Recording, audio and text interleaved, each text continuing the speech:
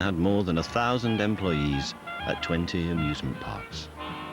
Most were managed by his inner circle of close relatives, virtually the only people he ever trusted at home.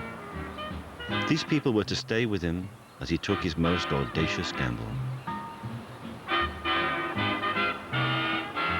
The Butlin legend has it that Billy was the inventor and father of the holiday camp.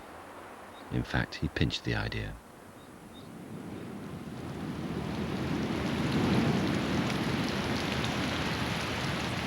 He says that he was walking around a dull old seaside town and felt sorry for the poor old punters that had paid money and nowhere to go. But Warner had already done it. In fact, there had been holiday camps before, so the idea was not entirely his. Fun and games had been going on at holiday camps for many years. Butlin sent 2 of his most trusted men to help build Harry Warner's camp in Devon, and to learn how it was done. But Warner's was small beer. Billy Butlin had far grander dreams. Tens of thousands, dancing and drinking, all at once, all with him. Comparatively new on the English landscape are groups of barrack-like buildings clustered together here and there along the coastline. But these seaside barracks serve no military purpose, and the armies they house are hundreds of thousands of holidaymakers, come to enjoy a new and popular kind of pleasure, the all-in holiday. For as little as 60 shillings per person, one may come to these camps, sleep and eat and live from Saturday to Saturday.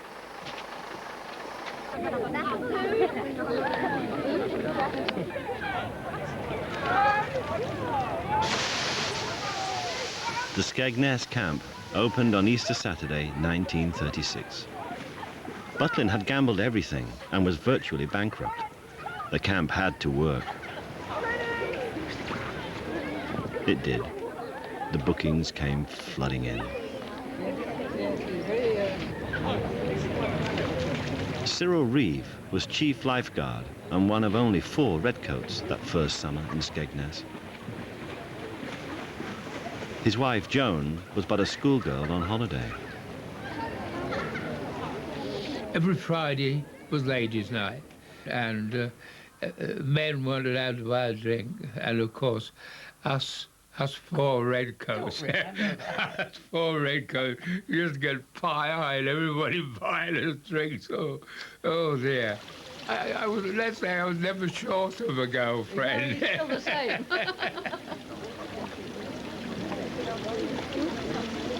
Even you fell for me, you see. 14 at school, dear.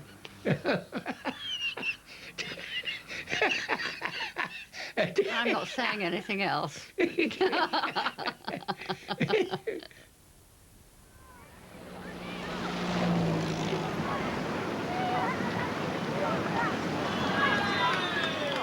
Butlin's genius was in spotting just what people wanted, and then providing it.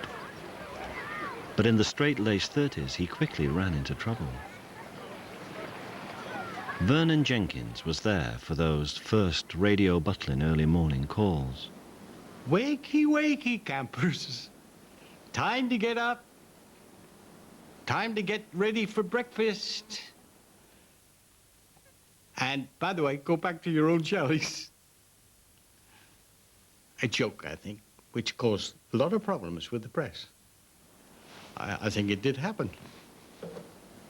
A lot of people did have to change their chalets to go back and get their suit on or whatever.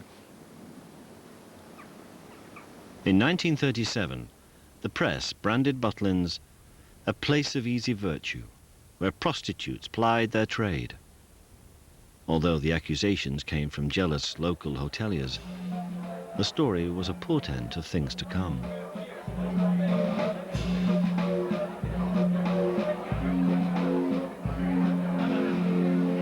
Good night, campers. See you in the morning. Good night, campers. I can see you yawning. Drown your sorrows. Bring your bottles back tomorrow. Good night, campers. Good night. That was it.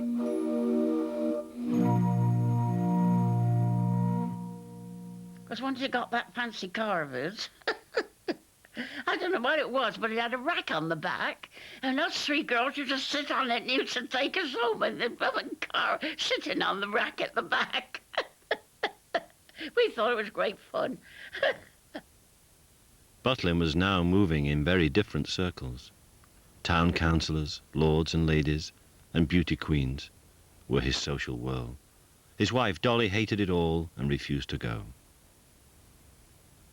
Doll was fiery, old-fashioned, wore old-fashioned clothes, didn't want to particularly associate herself with parties and functions, and all necessary for a man of his ambition. She began to get a bit stout, and coming from Tiverton in a little country town, she didn't like balls and dinners and dances and things and publicity. And she used to say, "Oh, Bill, if you must go, take Nora." Nora was also 20 years younger than the still handsome Billy Butlin. To all the world, she was Dolly's youngest sister.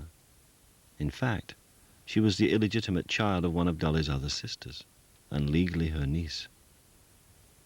Nora was a real beauty queen. There's no doubt about it. She was outstandingly beauty. Bill, he just fell in love with her. Dole really had a feeling that there was something going on. Mind, he was seeing other women as well because he's away all the week and he spent time in London. And I'm sure he used to go around to the red light district because I was told by old George Burroughs that he took him there one night. But they decided that he wanted to leave Dole. Now, in his book, he says that Dole was drinking, but he drove her to drink.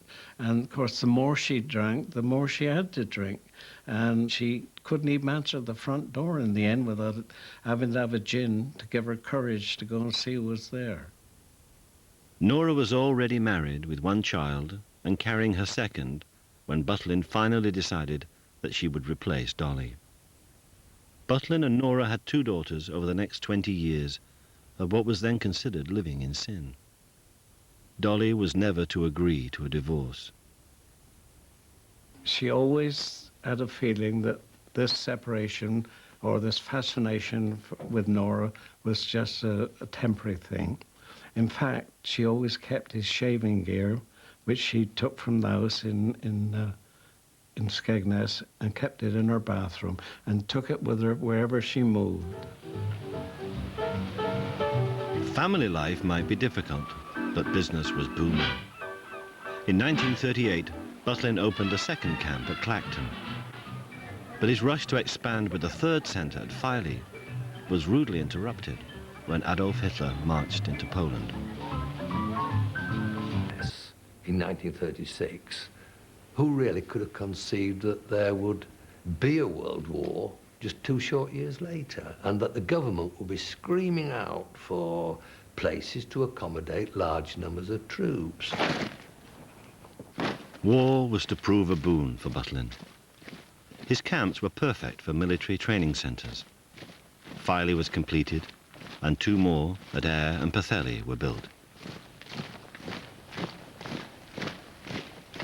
The army helped him to finish them, and the army took them over for the duration of the war. And then at the end of the war, of course, he would be compensated and the camps would be put right for him to such an extent that I believe the boating lake at Filey was, in fact, a parade ground. And at the end of the day, there was a small perimeter wall and they simply filled the parade ground with water and it became the camp boating lake.